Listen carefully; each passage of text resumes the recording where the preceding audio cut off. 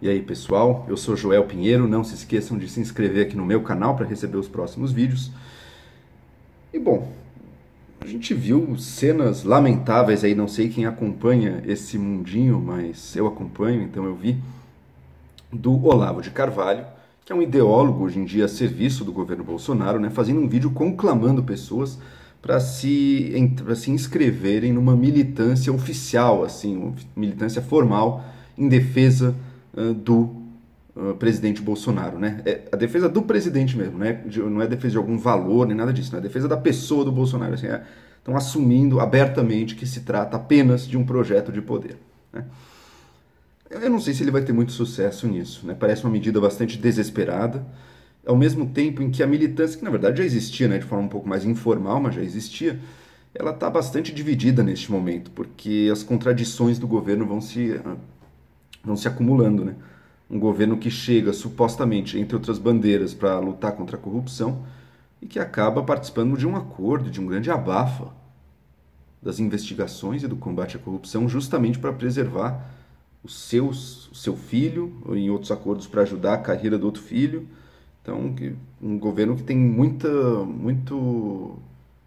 rabo preso, né, com o seu próprio passado. Então, não pode ser esse combate à corrupção todo e tem muita gente sentindo isso. Toda vez que tem marcha nas cidades aí, ou protesto em favor do governo, nesses protestos a favor que tem de vez em quando, ainda chama um número até expressivo de pessoas, embora seja aquele perfil, virou um programa de domingo já também, né? Você sabe que o pessoal, os aposentados vão lá na rua, vão passear, não sei o quê, mas ainda assim é um número de pessoas a favor do governo, mas decrescente também, né? Não tem mais a força que tinha, muito menos na campanha ou nem no início do governo, né? Parece que acima de tudo está cansando um pouco esse fanatismo todo, nem mais do que ele. Eu acho que muita gente aqui no Brasil está cansada da própria polarização, do clima que se criou, do clima pesado em que se criou e que virou a discussão política no Brasil. As redes sociais assim estão muito chatas, muito desgastantes. E está todo mundo percebendo as brigas em família, até o amigos, os grupos de WhatsApp da família, assim como se perdeu algo por causa dessa briga política toda. E eu acho que tem gente que está cansando disso. Ainda pessoas ou que acreditam no governo ou que são contrárias ao governo. De ambos os lados estão percebendo que esse caminho da briga não nos leva muito longe, não constrói nada, a gente se desgasta, dá o nosso pior e ainda não muda nada, perde relações importantes, né? E percebendo que talvez seja um pouco também contra o próprio modo de ser brasileiro, né? O Brasil não é um país muito dado à polarização e ao fanatismo político, né? Isso a gente pode comparar até com nossos vizinhos da América Espanhola, né? Como lá a devoção, primeiro, a polarização é muito mais forte, você tem brigas assim profundíssimas. Se uma pessoa da família defende um lado e outra outro, assim, é parar de se falar para sempre. Talvez no Brasil a gente esteja começando a ter isso, né? Mas na Argentina, na Venezuela, na Colômbia, em diversos outros países já é uma realidade muito vivida, isso já é uma realidade assim do dia a dia já, né? Algo levado adiante com muito mais naturalidade. E no próprio Estados Unidos também. É um país muito mais dividido. Existe um abismo entre democratas e republicanos, às vezes até geográfico. As pessoas nem conhecem alguém que vota no outro partido. E se votar no outro partido também é um trauma assim profundo. O Brasil nunca foi assim. Isso é uma das nossas forças, viu? Não é uma fraqueza, não. Isso é uma força nossa. E a nossa história mostra isso também. Como a devoção da população brasileira a um líder não é parecida com a devoção que tem os países da América Espanhola. Um Perón na Argentina, por exemplo, foi uma figura muito maior e com um legado ainda muito mais vivo do que foi um Getúlio Vargas aqui no Brasil. Um Lula é muito mais fraco, no sentido do poder que ele tem dentro da sociedade, do que foi um líder populista como Chávez, ou continua sendo Maduro na Venezuela, ou ainda mais o Fidel Castro em Cuba. A gente teve regimes autoritários como lá também. Todo regime autoritário precisa de população apoiando, né? Apoiando. E apanhando a contrapartida, mas apoiando. Só que veja, mesmo os regimes autoritários daqui, a ditadura do Vargas ou a nossa ditadura militar, não se comparam em termos de violência. Violência relativa nem se fala, né? Mas muitas vezes mesmo em violência absoluta com de outros países da América Espanhola. Pensa na ditadura militar na Argentina, pensa na ditadura do Stroessner no Paraguai, pensa no Pinochet no Chile. mas também a esquerda. Pensa no que é o Maduro na Venezuela, no que é o Fidel Castro em Cuba, a violência que essas ditaduras, a brutalidade delas, que elas fizeram jamais no Brasil, isso foi possível. E eu não acredito que seja por grande mérito dos nossos líderes, não.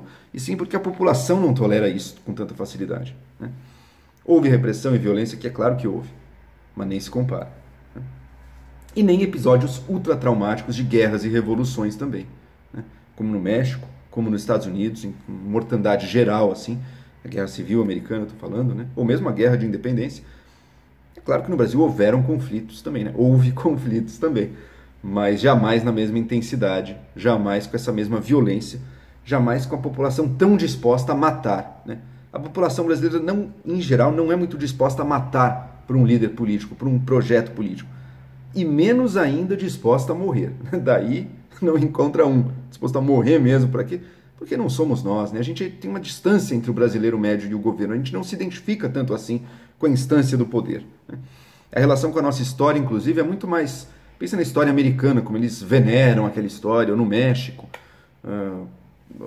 ou na Argentina também, a questão do trauma da ditadura e como aquilo é tratado com uma seriedade, com um peso na sociedade, e a gente lida com a nossa história com uma leveza muito grande, né? Até com humor, né? A história do início do Brasil, Dom Pedro, não sei o que, é tratada, acima de tudo, como sátira, né?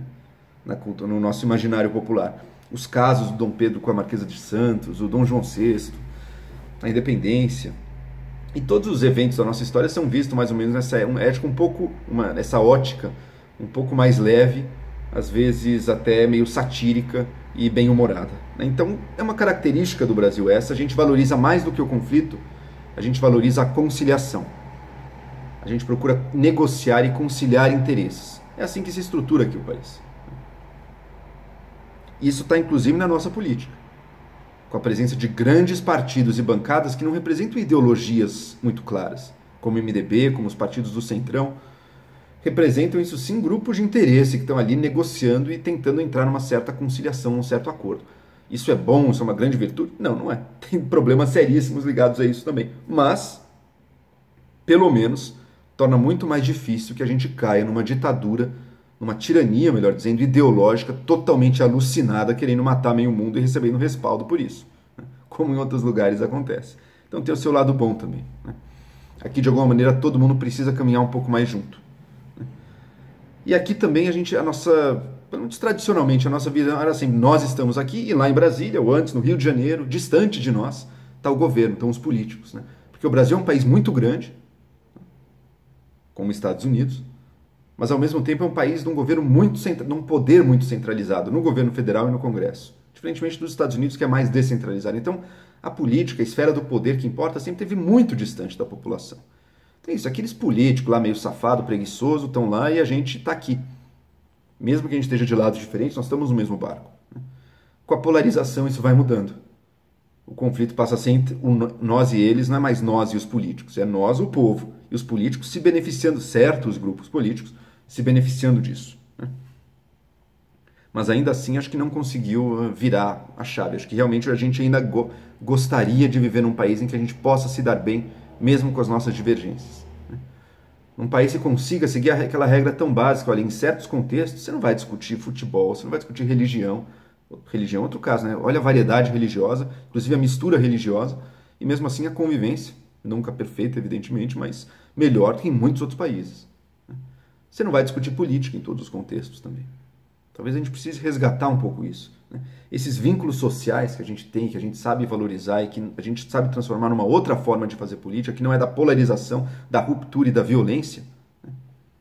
Ela depende dessa convivência que traz bens para a vida também, porque a vida não é só política, né? A vida em família, as amizades, se dar bem com as pessoas.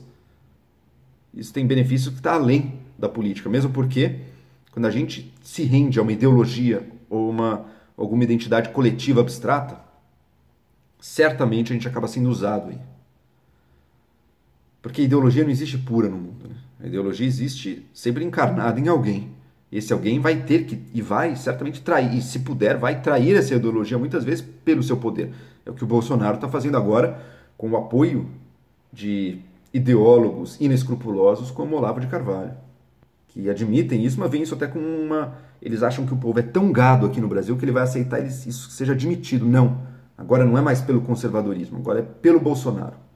Pô, mas por que eu vou me sacrificar pelo Bolsonaro? O Bolsonaro não é a mesma pessoa de quem está ali no chão do país. O Bolsonaro é de uma elite política tradicional, de décadas aí no Brasil, já que loteou, como tantas outras famílias, criou seu pequeno feudo no Brasil. Ele é isso. Se ele não representa nada de novo, por que alguém vai se sacrificar por ele? É certamente que não vai, né? Então o Brasil tem essa resistência cultural, natural, a se deixar transformar num grande rebanho, a serviço de um projeto de poder.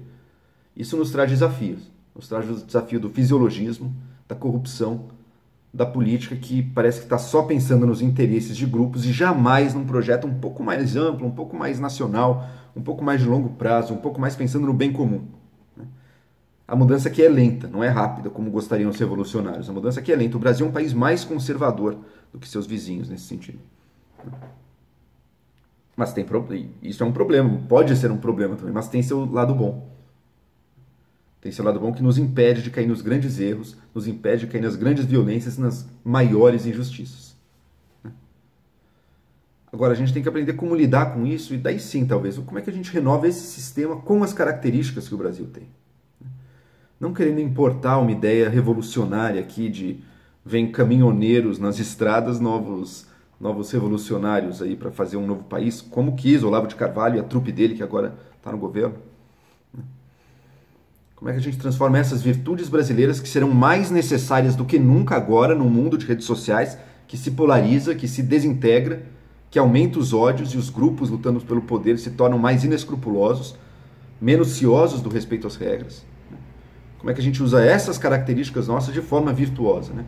Uma política que possa ser ao mesmo tempo negociada e democrática, e não violenta, e não autocrática, impositiva, autoritária, negociada e democrática, mas que consiga visar o bem comum, no qual a negociação se dê não só com base em interesses. É claro que o interesse sempre estará presente, é importante ter isso em mente. Jamais serão anjos. Mas não só com base em interesses, mas também com base em propostas. Esse é o desafio do Brasil.